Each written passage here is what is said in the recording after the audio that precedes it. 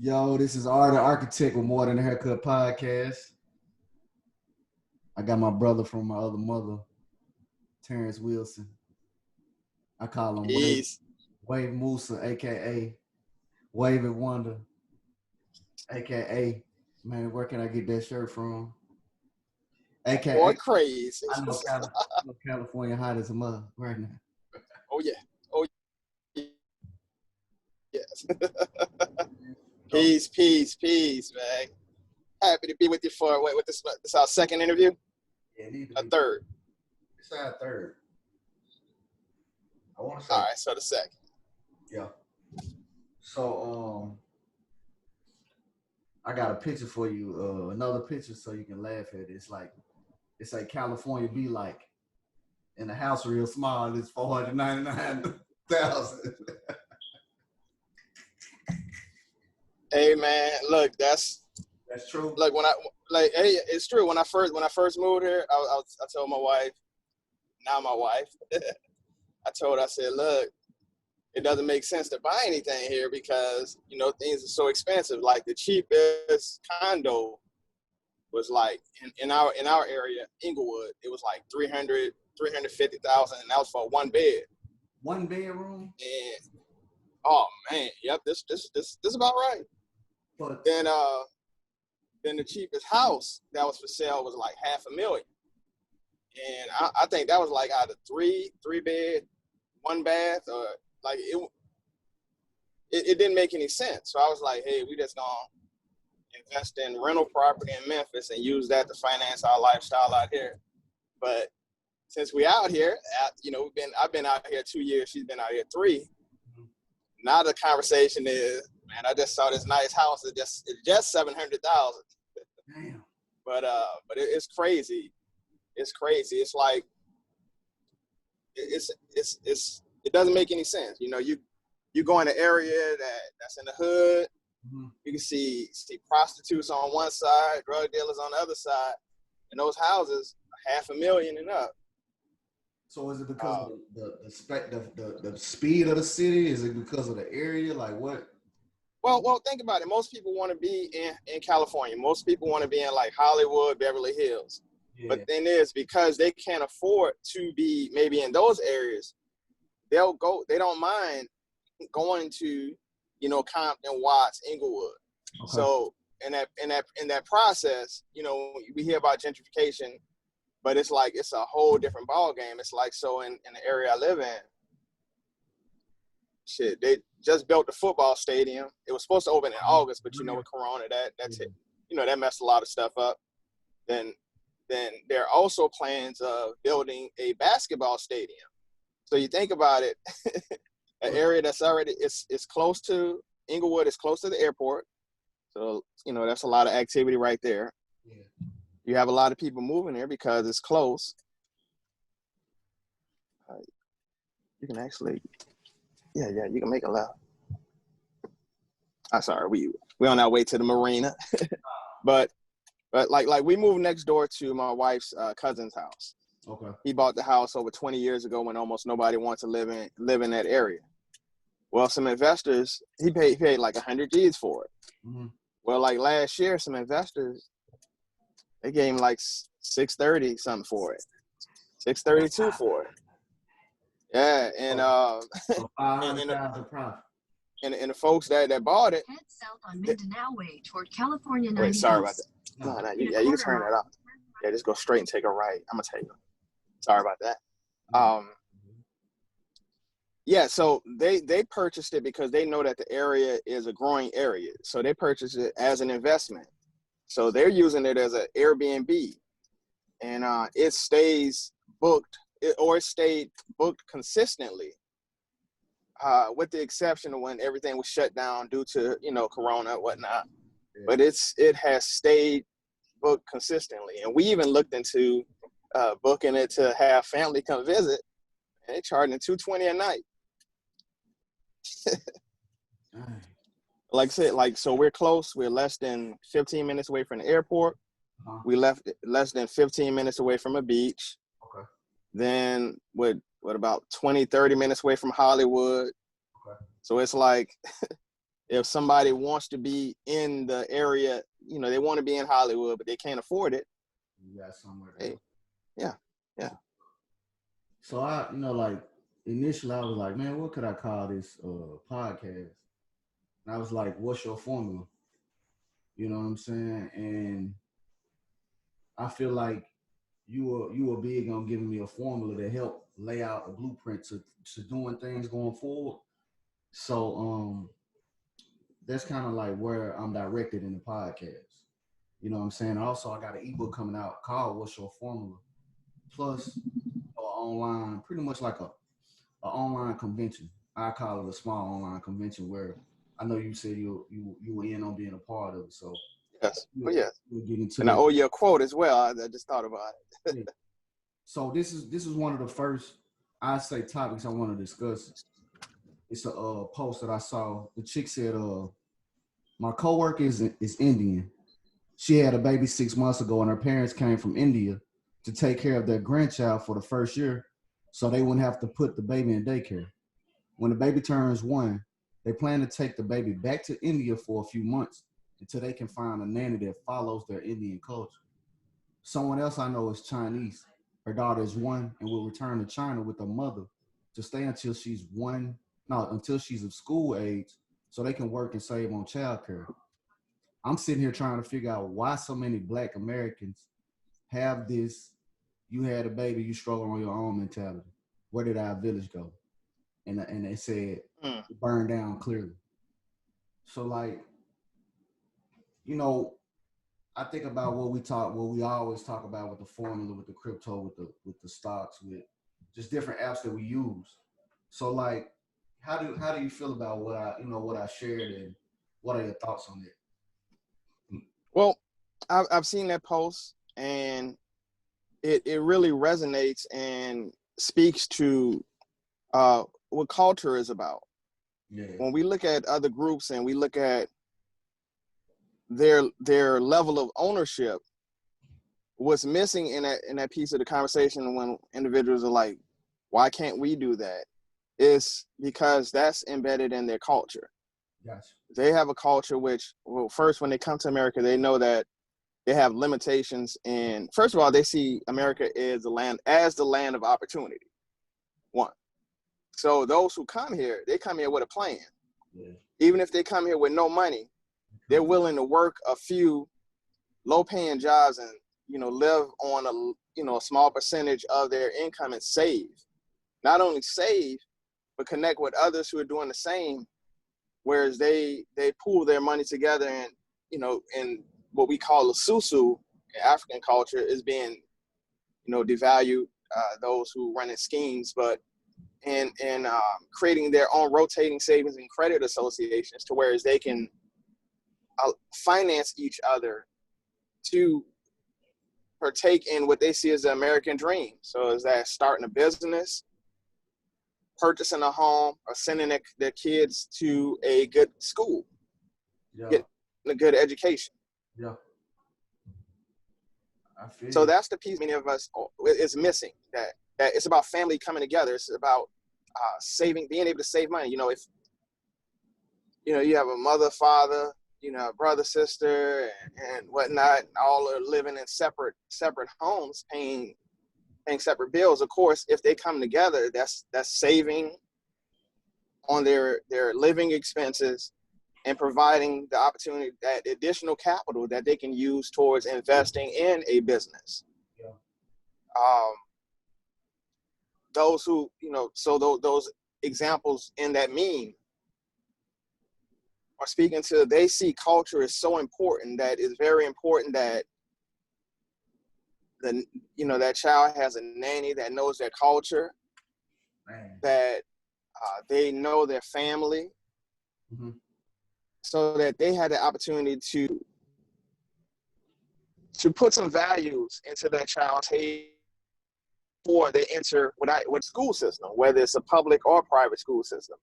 To whereas when they get before other kids who've been indoctrinated other ways, they have a solid foundation. To whereas, they're saying, hey, you eating this food is smelly. Well, this kid like, well, this is the food we eat. Yeah. Or they're like, you dress funny. Well, this is how we dress. Culture. You know, and of course, if you're around people for so long, of course, there'll be some things that'll chip away, but of course, there's that foundation that's built. So we see how we look at the businesses that they open up. It's for a reason that they open up certain types of businesses. Man. And and again, it's all based on culture, and it's like something there's a formula that they have. They got A formula. What's your formula? And yeah. It's two things that I got out of your conversation right there that's been bothering me. One was RZA just sold 50% of the Wu-Tang catalog, and it's like I think about my boys from Memphis, DJ Paul and Juicy J. Both of their uncles and family told them to maintain and own their masters.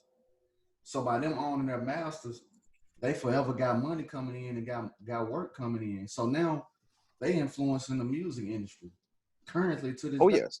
And their music is over 20 years old, 30 years old, really. And now the artists want to use their music. So I'm like, what was the purpose of selling if you know we got this problem with so-called Jews or whatnot, or whoever bought the music catalog or that 50%. I'm like, RZA could have gone to Vest, put the music on Vest, VEZT, and now you can have you know what I'm saying, an initial ISO. Initial song offer to offer the material for 3 to 5 to 10 years. Yeah. And I know the homies was looking at it like, you know, this is about, he may need some money or whatnot, but I'm like, you don't need money that bad, bro. Like, y'all been getting money, like it ain't gonna stop. People love Wu-Tang. You got Wu-Tang merch, you got logos, you know what I mean? Oh yeah. And the other thing was Ip Man 4. I wound up watching the movie. Ip Man was Bruce Lee's teacher, instructor, and it made me sad because I saw the culture in which how rich it was for the so-called Chinese. You know what I mean? Or the Asians, I say as a better term. We tend to shoot each other and kill each other, right? And the father, that's somebody's father, that's somebody's brother, that's somebody's son, that's somebody's nephew that's getting killed. And we don't look at it, but it's like that's a generation that's been lost. Now, the Asians when they fighting, or the Chinese when they fighting, we're gonna live to see another day. Plus, we got our culture intact, and we working as a collective to hold the fort down and keep it down. And I'm not saying that America's not built off violence. I get that. But why is it that the violence is turned on? We turn the violence on each other, and it's deeply embedded in hip hop and in the music. You know, that's kind of like trippy to me. I don't know if you know what I'm saying. I don't know if you noticed that or just, you know what I'm saying, took a take or took. Right. Well. First, going to the RZA situation. I see both sides of it. And one thing we know that RZA is really calculating. He is a deep thinker. Yeah. So with him, I wouldn't be surprised if he has a game plan on how to invest that money, grow that investment, and then buy, you know, those rights back. And so using some examples, let's say, have you ever heard of Shea Butter? Shea Moisture. Yeah. All right, so the brother and his wife, and his mother, they actually started the company like he was a kid. And they were selling, their products, they were vending in Harlem. Mm-hmm. And it grew into a successful brand. Mm-hmm. Well, they actually sold the product. They sold the brand to a larger company. And of course, there was a lot of heat behind that. But in that sale, what he ended up doing was taking some of the profits and he purchased back Essence. So the magazine, the festival, all properties of Essence. So now Essence is back 100% Black owned. He also created a fund, $100 million fund to invest in Black women, and a venture capital fund to invest in Black women businesses, women-owned businesses. Also, he purchased one of Madam C.J. Walker's estates to use as a training facility for those Black women who go through, his venture capital fund. So there was a bigger picture. It's like, yes, the brand Shea Moisture is no longer a 100% Black-owned company, but because he sold it, he was able to make other investments. The same with, and again, I know it could be looked at different ways, but with Bob Johnson selling BET. Yeah. What a lot of people don't know is Bob Johnson BET was never 100% Black owned. A lot of people didn't know that. No. Because he made it, it was made to seem like that.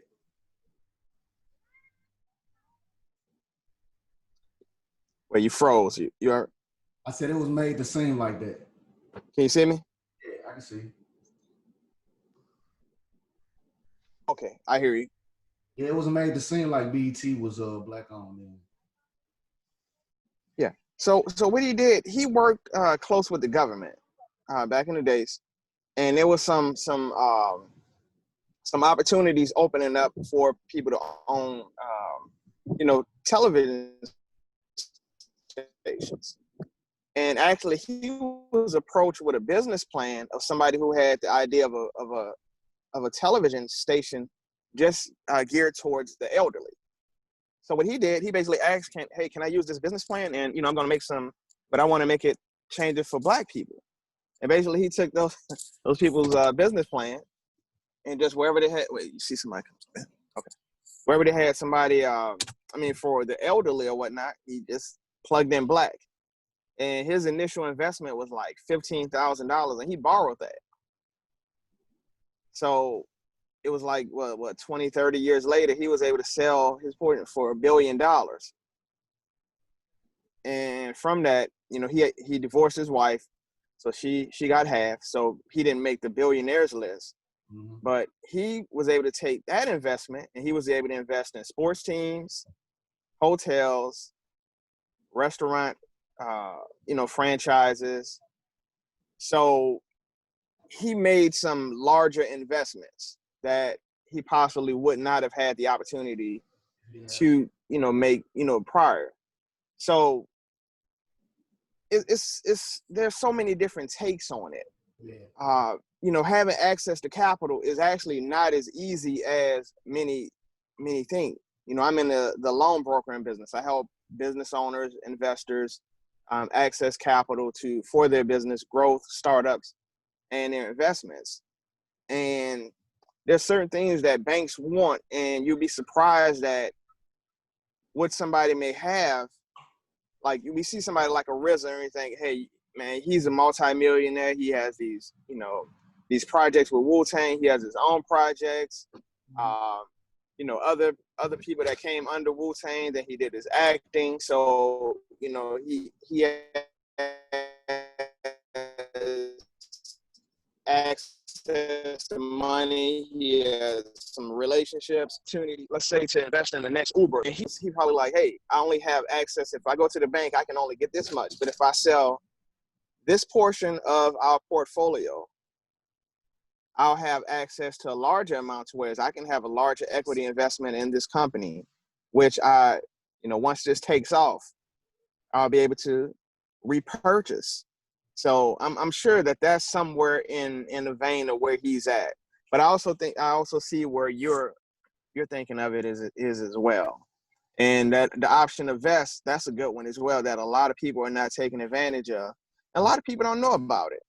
Yeah. A lot of people don't know about it. And it's like we have to promote it. It's like like Bitcoin, That's what I was going. That was one of the topics, next. Uh, oh man, we got a good spot on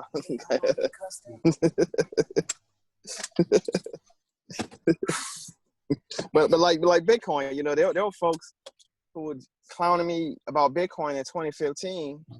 Now they have business cards talking about that they're Bitcoin consultants.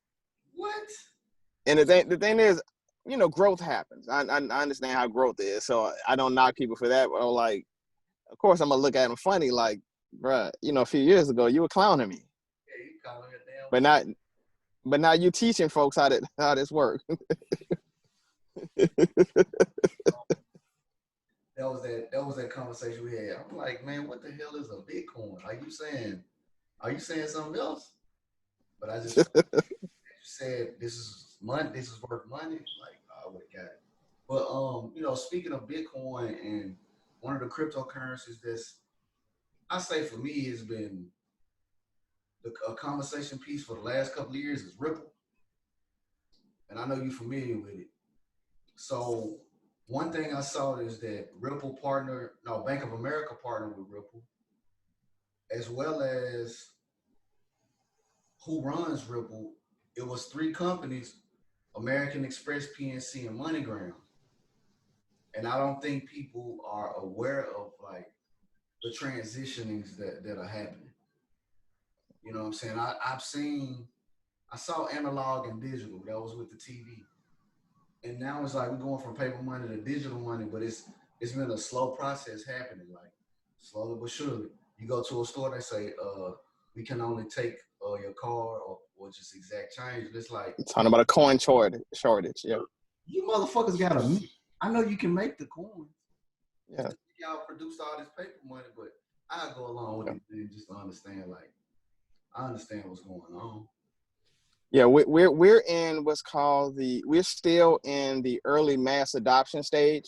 So we're not in the early stage. So the early stage of crypto was the wild, wild west. Yeah. If I'm supposed to be sending you 10,000 Bitcoin, and I leave a character off in that address, it goes to the wrong wallet, and nothing can be done about it. Nothing can be done. Nothing can be done about it. Now, you know, we have Coinbase, we have Cash App, and there are other centralized. So there's the centralized exchanges and the decentralized exchanges. Mm-hmm. And the decentralized exchanges are more in line with how Bitcoin and other cryptocurrencies are actually supposed to operate. So Ripple would be considered centralized. So the idea of Bitcoin is to get away from the bank, whereas Ripple is a cryptocurrency that's attached to the banks. And so mathematically, like when people say Bitcoin, they don't trust Bitcoin because it's not backed by anything. Well, one, there's no currency, no government currency that's currently backed by anything. That's one. And what Bitcoin is backed by is math. There will only be ever in existence 21 million Bitcoin. And each Bitcoin breaks down to 100 million Satoshi. And that's the units. Yeah. Now, Ripple, there's almost an unlimited supply. So in the aspect of looking at, hey, if I can acquire some Ripple, will it ever reach the value of what Bitcoin is currently selling at? Well, mathematically, that's impossible. Yeah. Because there are too many in circulation. Now, if we're looking at Ripple from a perspective of, hey, we can buy a bunch of Ripple and we can make some money, then hey, it's something to look at. Something else another coin to look at is Stellar. Stellar XLM is. I just bought some before we got on. Hey, look, they have a connection. They have a relationship with Microsoft. And I don't know if they've developed it yet, but they're working on a currency for 6 European banks And basically what they're doing is creating a faster way to transmit money. Yeah. So it's not like, a lot of people, they'll say, hey, I wish I would have gotten Bitcoin, in 2009 or in 2010 or in 2011. I got in, 2015. But the thing is, it's not too late. Mm-hmm. Of course, if you bought $1 of it in 2009, that $1 would be worth $90,000. Yeah. But that's something else. Or the first purchase that was made with it, first purchase that was ever made with Bitcoin, the dude had 10,000 of them. The value of them at that time was $30, and he purchased 2 Papa John's pizzas with it. May 22nd, 2010. Damn. It's like it's a holiday. It's called Bitcoin Pizza Day right now. Man, But the thing is, if you don't know, you don't know. But we kind of have an idea now. Hey, like right now, it's like, hey, look, we see where things are going. We see that there are things that we've learned over the years and that we've seen, and we have the opportunity now. There's a window of opportunity to prepare ourselves for the future. Yeah. So it's like, as it relates to Bitcoin, of course, you want to purchase an amount that you can afford.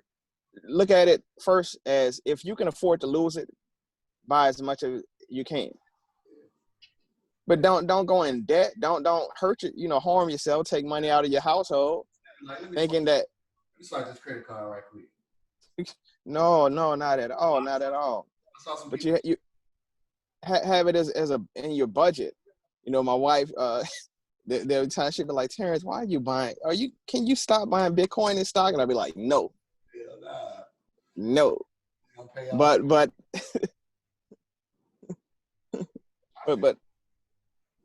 But again, looking at the last Bitcoin won't be mined until the year 2140.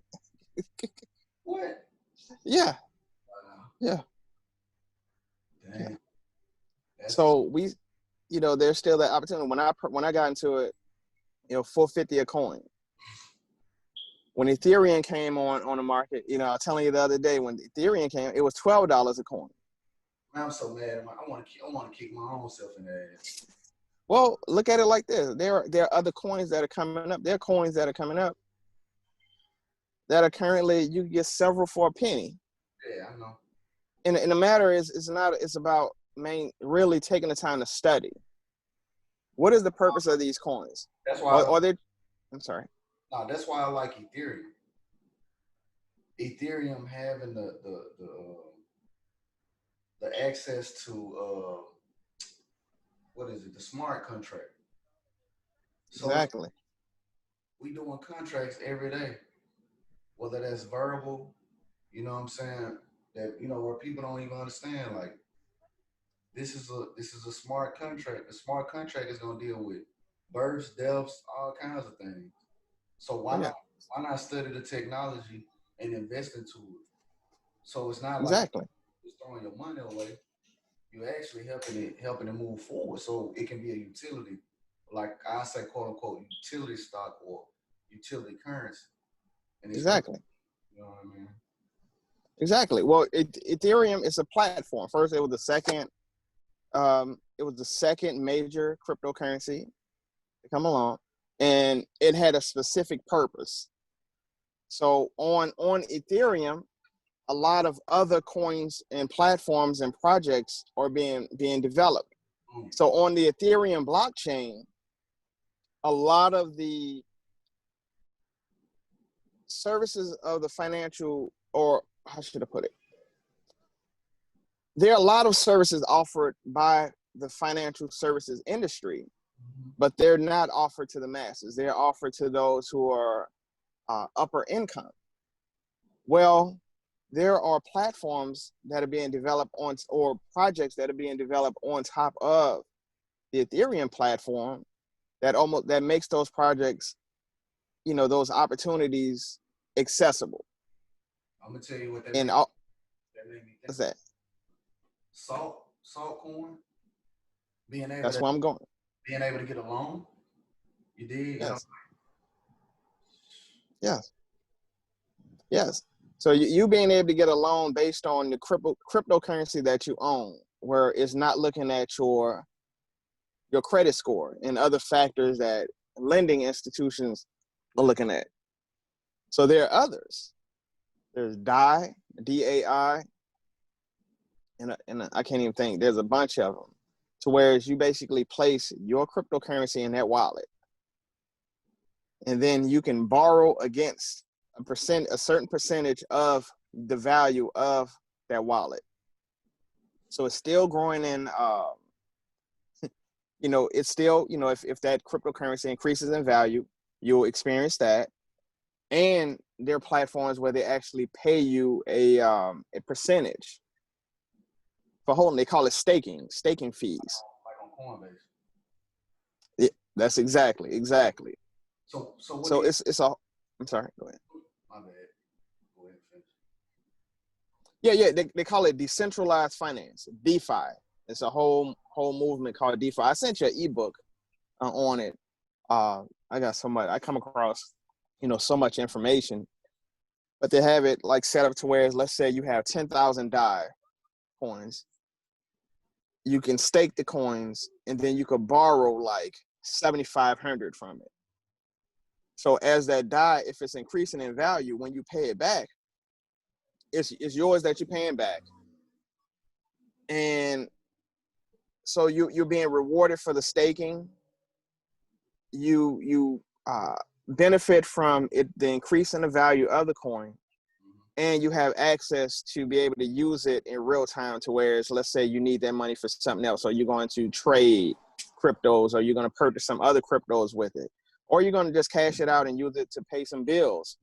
But it's just opening up the opportunities to really play with your money. So in the financial services industry, they have certain insurance policies that wealthy individuals purchase, whereas they're able to, let's say, put $100,000 in an insurance policy, but be first in line to borrow against that policy. So that policy is still in place, and it's receiving dividends, annual dividends, and they basically can pay it back themselves. So they call it their own. They call it family banking. There's this guy, Nelson Nash, and Pamela Yelling. Nelson Nash is bank on yourself, be your own banker, and Pamela Yelling, one of a similar title, but that's what they basically teach. But this is not available to individuals if they earn under a certain dollar amount in annual income.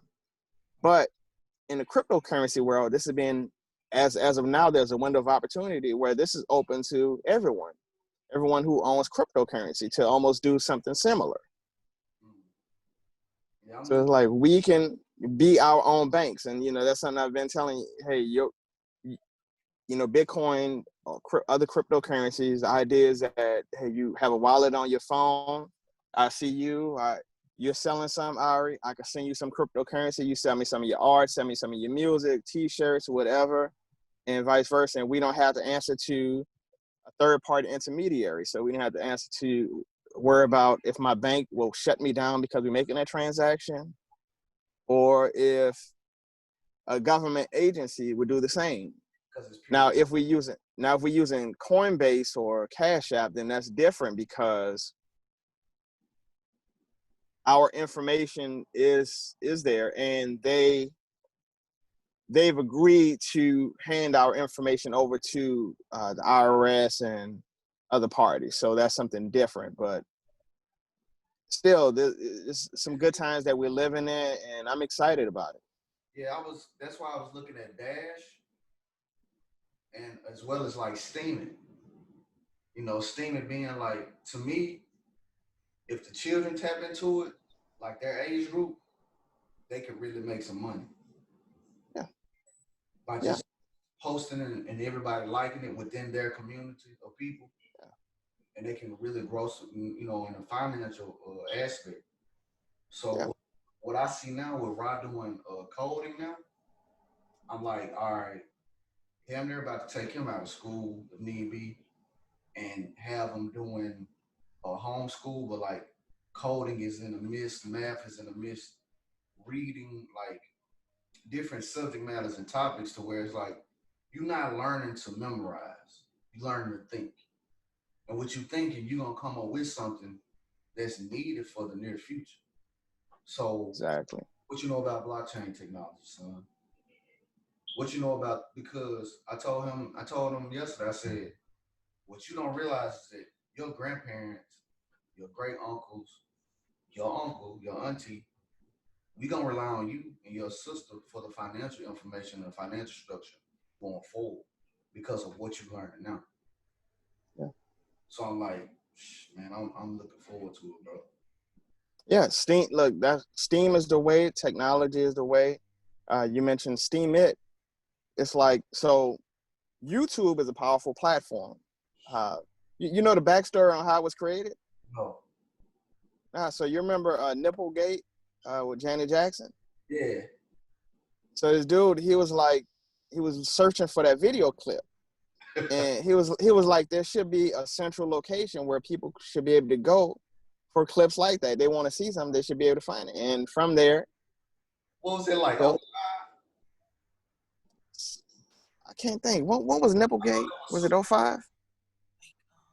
Yeah, 04, 05. Like 04, 05, something like that. I'm thinking 05. Maybe. Yeah. Dang. And they eventually, then the lady who the guys who started Google, they started Google in her garage. So of course, as the company grew, they brought, her on. Well, one of her friends in Europe told her about YouTube, and she told them, hey, y'all should purchase this. So basically told the guys from Google, hey, y'all should purchase it. How they purchased it. Well, all right, so, a lot of people are making a lot of money on YouTube, influencers and creators, content creators, creating great product, and from those, they're able to sell ads and other products. Well, YouTube has been demonetizing or delisting people, at any, they could take if they view, hey, if they say, I say the wrong thing in your podcast, let's say you put the video up on YouTube, well, they can shut your channel down. And everything that you provided, all the content that you've uploaded is lost. Well, they're coming up with blockchain alternatives. So I know Steam they have a video platform. I can't think of the name of it. Yeah, I got it. Been on the sense But what they're doing on the blockchain alternative is, let's say you can earn a cryptocurrency, let's say for uploading information, for uploading content, you earn something. And then for each person that watches, they're rewarded for watching your content, and you're rewarded for them watching it. And so many options. And then also, they're coming out with where they basically, hey, we're telling you, we're not going to do like YouTube did. I know the guy, the Winklevoss twins. I think we talked about them. Boys that got Coinbase. Yeah. No, Gemini. Oh, Gemini, yeah. Yeah, Gemini. Yeah, so they're the guys that the original idea of Facebook, and they won their lawsuit against Mark Zuckerberg, and the proceedings they put it all in Bitcoin. So at one time they owned 10% of all Bitcoin in circulation at one time. Yeah. So let me tell you how big they are in the Bitcoin world. So they have an exchange that's called Gemini. Well, when Zuckerberg was considering coming out with his coin, Libra, he reached out to them. Even though, they had their issues and he lost a lawsuit against them, he knows money, and he know that they know crypto. Yeah. So they met. But of course, because of how large Facebook is, that will give them a lot of power if they had their own cryptocurrency. Man, what? They got all the power. Right. So of course they've shut that down. And it may rear its head at a later time, but what I'm getting at, he made a post. The guy, one of the twins, Tyler, he made a post. I don't know if it was a tweet or IG post. Basically said that anyone who comes up with a blockchain YouTube, he's ready, or blockchain alternative to YouTube, that he's ready to fund. He's ready to put some financing behind. So I see some big platforms being developed in the near future.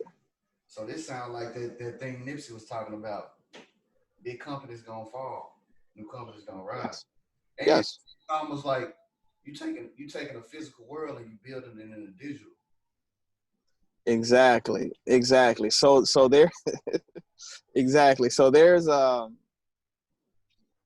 those platforms being created for that, the virtual reality world or digital world. Like what they doing with the basketball, where you basically bought a seat to sit down at the game on the TV screen. I'm like, what the hell? And I have a few Facebook friends that purchase seats. Yeah, I do too. Like, man, it's amazing. So, it's amazing of the mind, what the mind can bring. So the thing is that whoever can come up with how or figure out a way to provide a similar service to, let's say, little leagues and high school and college. Think about that. I don't even want to because I'm like somebody already thinking about it. And then having it integrated, so for your concessions, having it, hooked up to the food Grubhub and whatnot. It's like, hey, you just press this. They're gonna deliver some popcorn to your house. Man. And then I don't know, out here, you can also get weed delivered.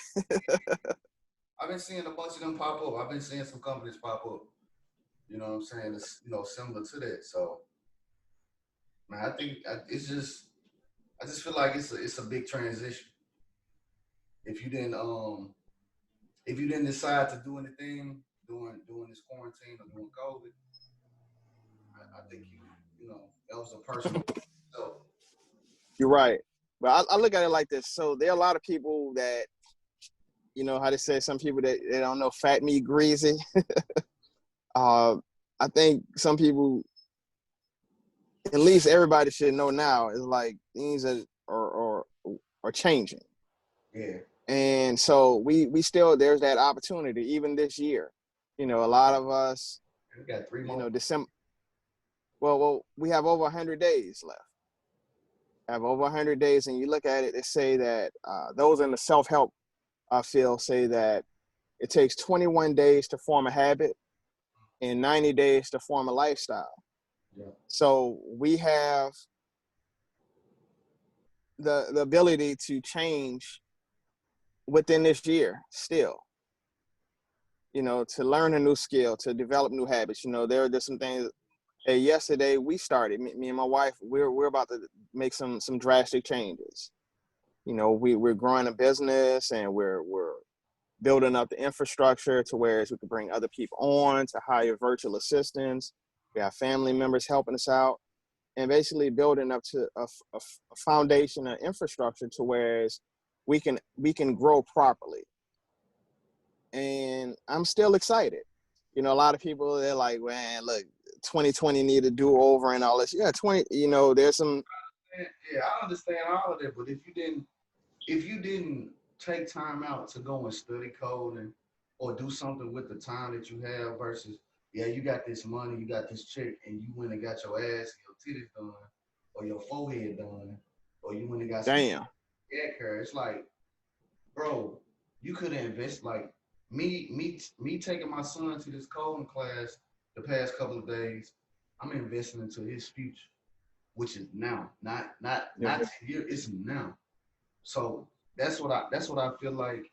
You got time to sit on Facebook and you allowing them to collect data on you anyway.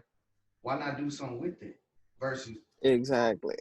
this man got you got a big ass head, and I'm like, I let people talk and do as they do. Yeah, but I'm gonna make sure that I get mine and I find a way to get it. Exactly. Exactly. Hey, just let you know, if the phone shuts off, my battery is low, so I probably have about 10 to 20 minutes on. All right, wait. Let me hook up. Wait, hold up. Wait, I may still be able to go. Wait, hold on. All right. I mean, I'm hooking up to another battery. Charger. Hooking up to. I'm glad you got iPhone status on this. Wait, hold on. Turn the phone sideways. Let me see something. Is it? Okay, it's charging. All right, cool. Turn the phone sideways. I want to see something. Cool. Can you hear me? I can hear you. I can hear you. Can you hear me? Yeah. Shit, I can't hear you. Wait a minute. Can you hear me now? Okay, wait.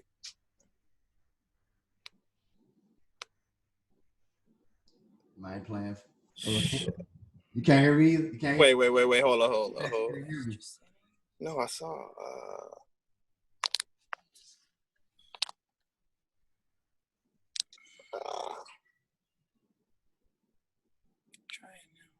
Now you see. You gotta turn your phone sideways. Okay. We good now. Try We to good now. turn I your can hear you phone now. sideways. I want to see the waves from. Nah, that ain't gonna. Yeah, there we go. Damn. Right though. That was right. When you had the phone. Hold on. Wait, hold on. Check out the marina. Hold on. Check out the marina. Can you see it? Wow. Yeah, I gotta come visit, man. Can you jump in the water and swim? Yeah. Further down on the beach side. You go to the beach side. Man, I went on a there's a beach by us closer to us. So this is Marina Del Rey. Actually, it's part of Marina Del Rey Dockweiler. It's called Dockweiler. So it's further down. Man, I got in the ocean. My wife, she was like, I'm not getting. I said, man, I had to get in because we were trying to get in the pool. We were looking for a pool. We went to several hotels. Sure. All the pool closed and whatnot. I said, I'm getting in the ocean. No. Out there chilling, man. But one of them waves flipped me over, man. I was like, man, look. Messed up the wave. Oh man, God. Dang, no. But look, man, it's like I just love the fact that we can just jump in the car and just No. you know, in Memphis it was like, hey, let's go down to the river. You want to see some water. You won't get Here it's like, let's go to the beach. But then it's like you have several options of beaches to go to. So I like that fact. But look, I'm telling you, man, we're in some good times. We're in some good times. And of course, there are a lot of people that are not going to take advantage of the opportunities, and there's nothing that we could do about it. Nah, but they're gonna come with that life jacket needing help. So I mean, like, we'll be able to extend some help here and there. But I get it. Like, I got it when you told me, and I'm looking at how I've been able to adjust, and now I'm looking at how can I adjust from working not necessarily 9 to 5, but a part time, but shifting that time into, let me get more customers that can take that money, and I can allocate that money to elsewhere, and that time into doing what I'm doing. So now that's time to read a book like What's Your Pension, and that like, even reading that book is transforming my mind to be able to come and say with my mom, to let her know, like, hey mom, I know you don't quite understand what I'm always saying or how I'm seeing things, but like, you might want to look at this. Like, yeah, I say, what's your pension? Like, do you know who's handling your money when they're investing it? And these are conversations that I was clearly saying, or not necessarily clearly saying, but telling her, but it wasn't as accurate as the information that I'm reading or I'm receiving now, to where it's just amazing reading a book like that, or talking about gold and silver last year. Like, go ahead and invest, and now it's $2,000 for an ounce of gold. yeah, Its price of silver has doubled up. exactly. Based on information where I fucked up in life, but my fuck ups is where I learned the most. Where my pops was like, "Hey, dumbass, here's Rich Dad Poor Dad. Hey, go and read this, and come work for me for free so you can learn some shit. Since you want to be a smart ass, come on down." Damn. I'm thankful though, because Yeah, the education that I got from being around my uncles, couldn't get that from anywhere else. The information that I got from the books when COVID started and it happened, I started adjusting my thinking, getting into code and learning how to build video games. I got in the garden. Kids and I cut up a watermelon, 200 seeds right there from that watermelon. From one watermelon. It was even more than that. Almost got a deal with Kroger with cucumbers. 150 within a week and a half that we grew. And I'm like, Ashaki and I turned some into pickles. And I was like, again, just imagine us able to slap a label that you designed onto a jar of pickles and people buying. Man, look, this the wave. This the way to go. And also with, like you mentioned, the pickles, that there's a big lane for let's say locally grown products. Yep. So being able to sell that at farmers markets and at local stores, Wow.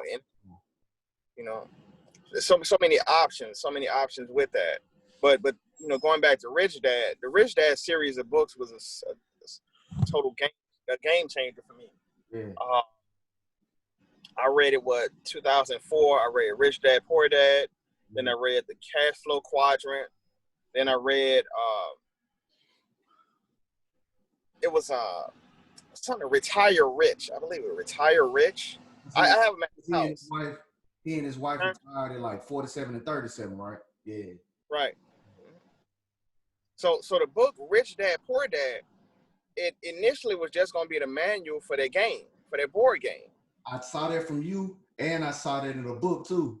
He was like, It was just a manual. Like, this wasn't even man. Yeah. So I play the game. I play the game almost every day.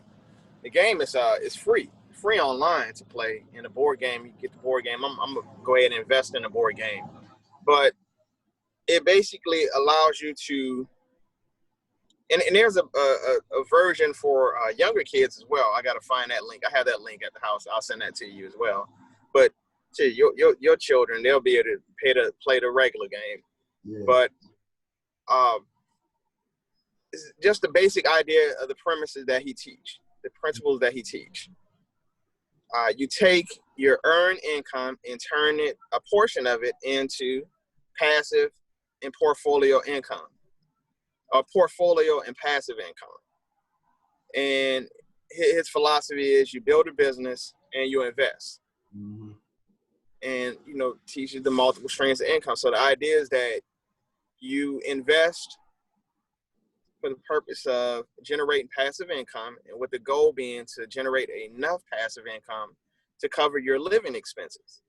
Once that happens, you're out of the rat race. Yeah. Because you think about it, if your bills are $2,000,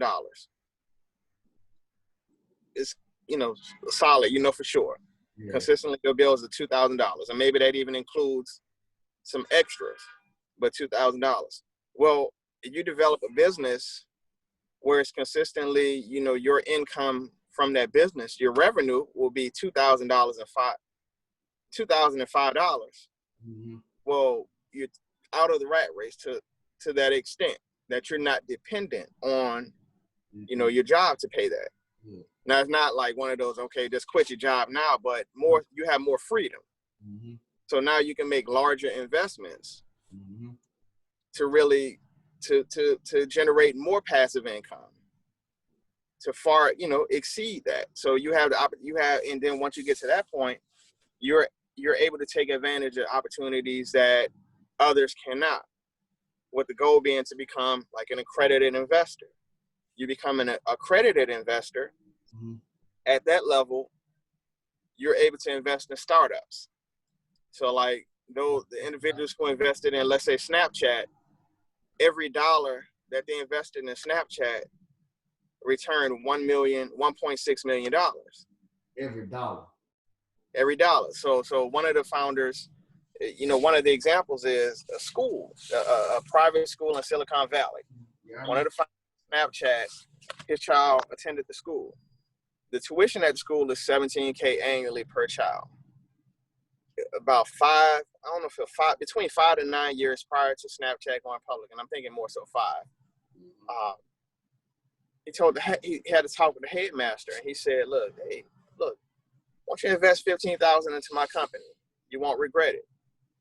Well, to him, $15,000 wasn't a lot of money. So it wasn't like if I loan you $15,000 and every week or every day I'm like, hey, what's up? What's up, Ari? What's up? What's going on? He was able to wait, that length of time for it to materialize. So the day that Snapchat went public, that $15,000 investment was worth $24 million.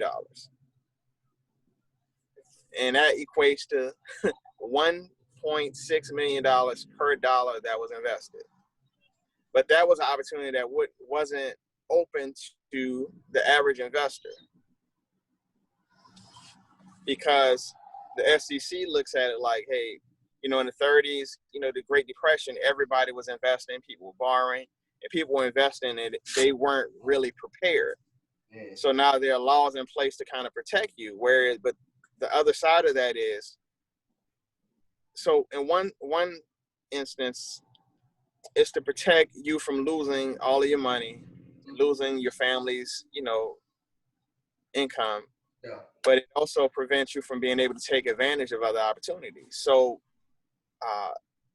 President Obama, his last year in office, he passed the Jobs Act. Yeah. And within that, there was a provision that allowed for non-accredited investors to have the opportunity to invest in startups. But there's still a level of protection to where you can only invest 10% of your annual income or net worth. But the opportunity exists. So I've been able to take advantage of that, and I've invested in some companies on some of the platforms that are available to invest in startups. And when you mentioned Ashaki, I thought about, there's a young girl, I think she's 16. I invested into her sauce company, Sienna Sauce. And she has a beautiful story. I want to get on the podcast. That'd be dope. I think she's out in Atlanta. I'm gonna figure out. I'm gonna go through my emails and see where she's from. I think she's from Houston. Okay, I gotta check.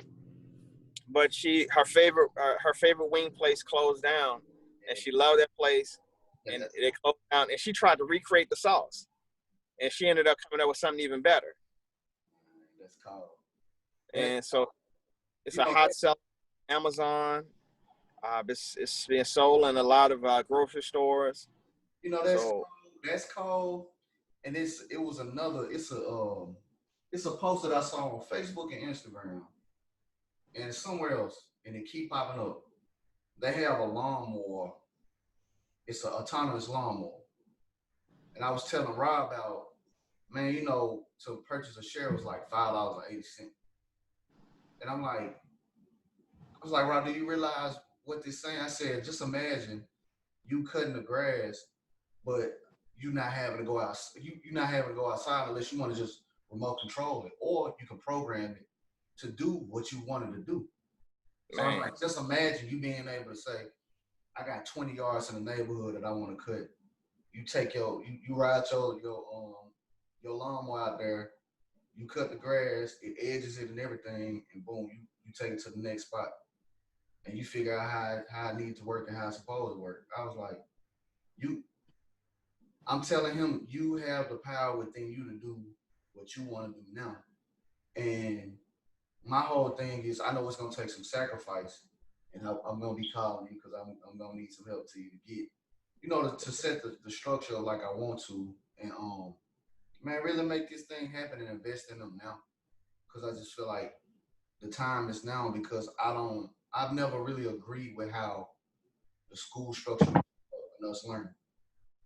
And now it's like, we're having this opportunity, I want to take full advantage of it, man.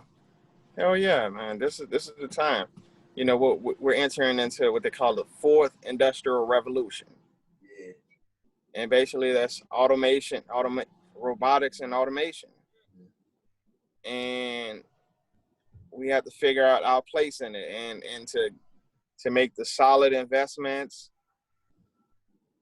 in the infrastructure of it and have ownership in it. Yeah.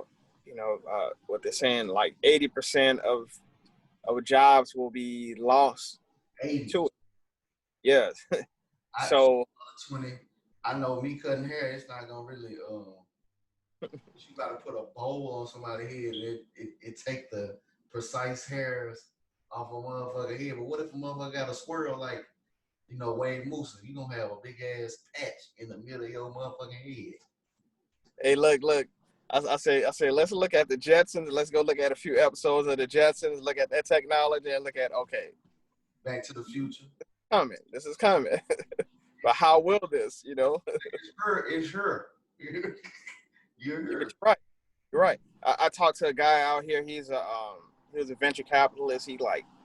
He started and sold like 12 businesses, and he was in town to do a presentation for the auto industry. So a lot of his business ventures were in the auto industry.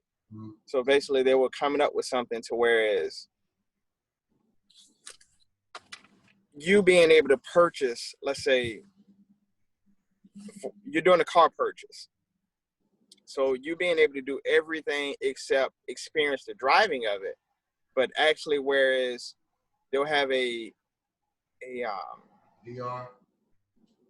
a VR model of the car in your living room, With the glasses on. and you being able to basically look at it and inspect and see all of the features of it. So you being able to experience everything with the exception of physically driving it, to whereas that being a new way that people purchase vehicles.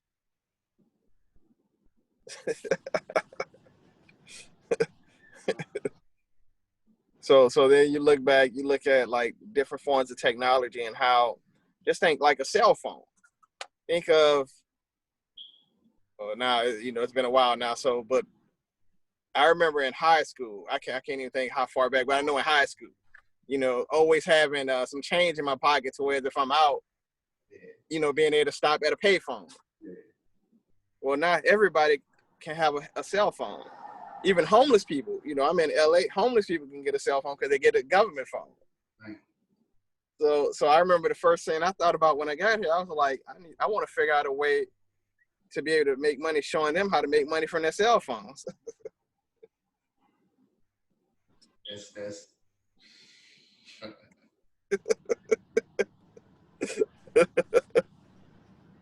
that's the brilliance of those foundational things that never go nowhere like math. You can learn basic math and take it to a calculus level. You can apply that into what's going on now. You know what I'm saying? So like I really feel like that the info on who stole my pension is about to affect a large portion of people. And I just feel like if we don't educate them on some small things or what we know, I just really feel like they about to be affected. Prime example, I thought about as I'm reading the book, and I'm like, I think I'm on chapter 12 right now. So I got to thinking like parents getting older, grandma, she losing her goddamn mind per se to my mom, and I'm like, Mom, this is an 88-year-old woman, you know what I'm saying? Like, I feel what y'all saying, but what if it was set up where I had a sprinter van that goes and pick up her food or other elders' food in her community, and we have one of the youth. They type in what she need. We go pick it up. She don't have to go stand in line no more. Whoever's working in the grocery store, bags it up, make sure everything is in there, and it's off to the races. It's off to drop it off. So I was like, what if we had that type of program set up? Because if we don't do it now, which I'm pretty sure, like, I know Publix or Kroger's already had something like that. No, it was Walmart. That's who it was. Walmart and Amazon. They working on where it's a delivery service for like maybe $100 a year. If somebody wants some, groceries or whatever, they'll bag them up and drop them off and deliver them to them. but I don't know how strong Walmart will be versus Amazon because Amazon just passed the FAA. They passed the was it the FAA? Yes, for drone technology. Yes. I'm Oh, like, I'm like, so what's gonna be the point of school? Why don't the kids go just look, motherfucker, drop out of school and go get a license to do drones, to program and not only program 'em, to fly them because somebody gotta fly them. yeah. You know what I mean? So I'm just like, what the hell? Hey, look, the world is changing before us, and going back to Rich Dad and applying what some of the things that he's spoken about that he was talking about years ago in relation to the book you're reading about who stole my pension. The other part of that is the baby boomers that are retiring. That's what he was talking about. So a large percentage of baby boomers are retiring. Basically, they're going to be pulling that money out of the stock market. Yeah. Then you look at mismanagement. You look at the mismanagement of those accounts. That's another part. So it's like, then you look at the economic downfall. Everything with COVID and whatnot, and with some of the things that I read is, I remember last year having a conversation and my wife asking like, "You think that something's going to happen with the economy?" Well, I was like, "Yeah, something's going to happen. We just didn't know what it would look like." And then COVID hit. Yeah. And they're saying that COVID is more so like like things were going to happen. It just expedited some things, and it kind of showed some of the weaknesses in the global supply chains. You know who COVID is? What's that? Rick James, bitch. Damn fool. Damn. But but a lot. I almost said somebody else, but I'm gonna leave that one alone. They've been messing with my boy Al Green too. I forgot to see him. Damn. Walgreens. Yeah, I saw that. I saw that. He liked it. He said he won't find out who did that. He said that was genius. but it's like a new economic system has been created, and it's so new that there's still time for us to carve a path for our community. Yeah. We look at the basic needs of for survival. Food, clothing, and shelter. And if we can just be able to provide that to each other, that's an economy within itself. Now, of course, there are other things that people need, security and whatnot. And so it's like using blockchain technology, we have the advantage of, you don't have to come up with $1 million or $100,000, even $10,000 to open up a store.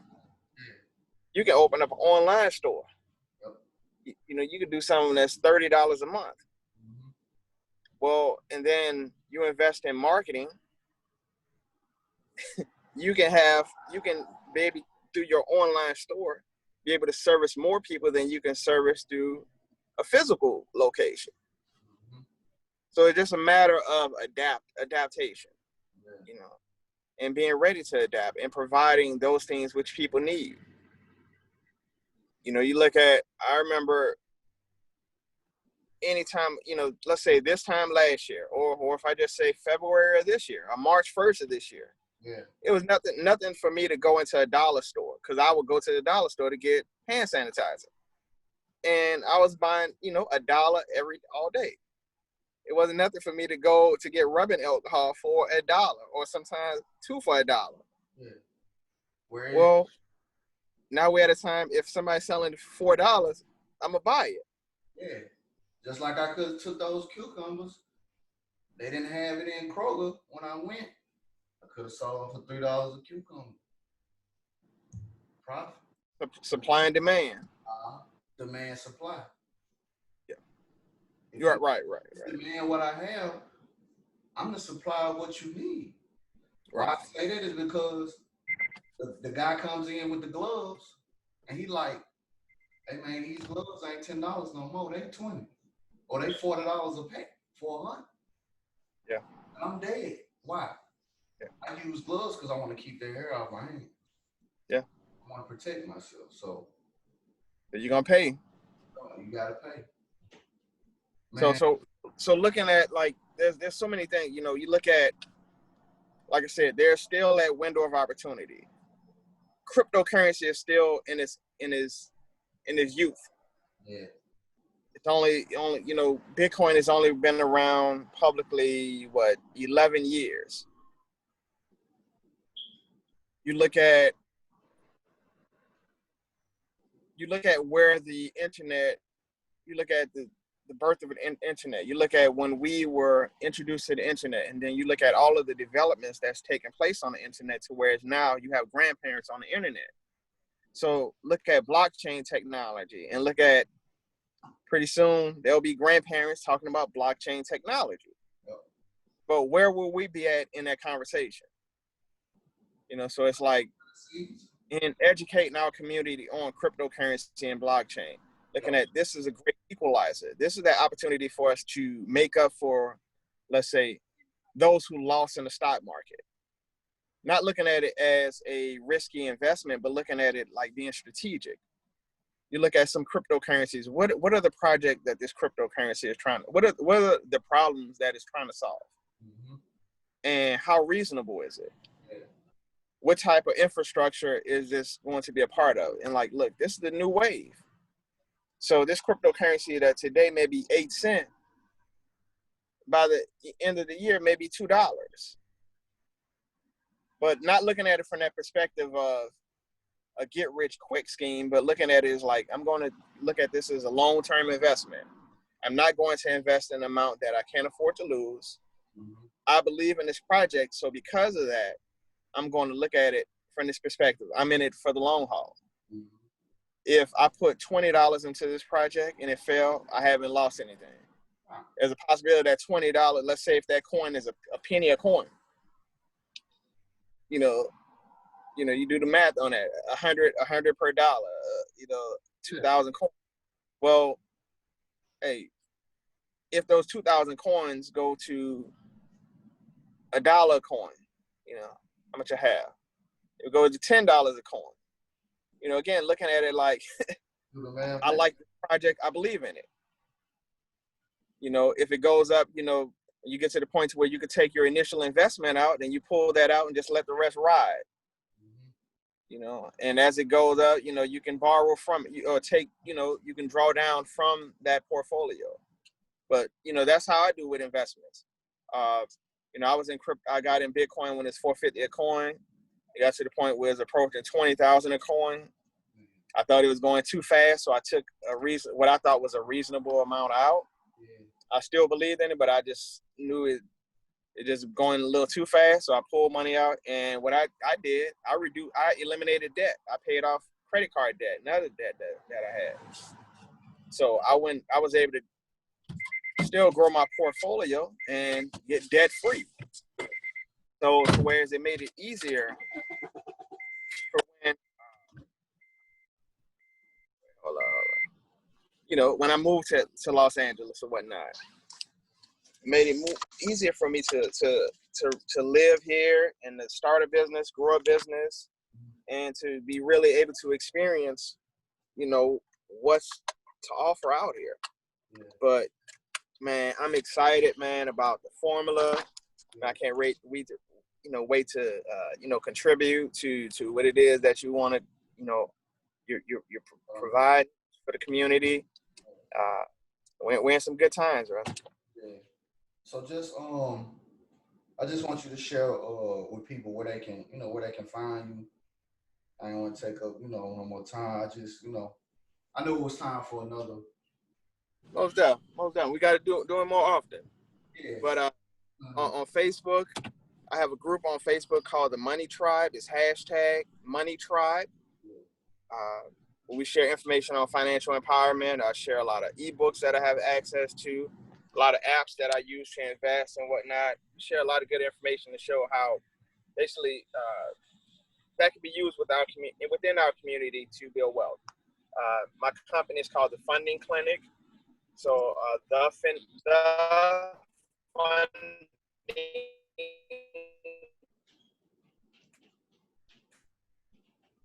Clinic.com. Okay. The work and yeah, that's the way. That's the way. So, yeah. This is the lane. But yeah, man. But that's me, Terrence Tepperell Wilson. Man, always here to help, always here to share information if I can, man. And man, it's ready to take it to the next level. I got you, man. I'm gonna reach out to you because I got some stuff I gotta set up. We're gonna make it happen, bro. Most up, brother. Most up, brother. Well, I enjoyed this dialogue, brother, and I look forward to many more, brother. Man, peace to you and the wife, man. For real. Peace, brother. Peace. Love you. Thank you too, man. All right, peace.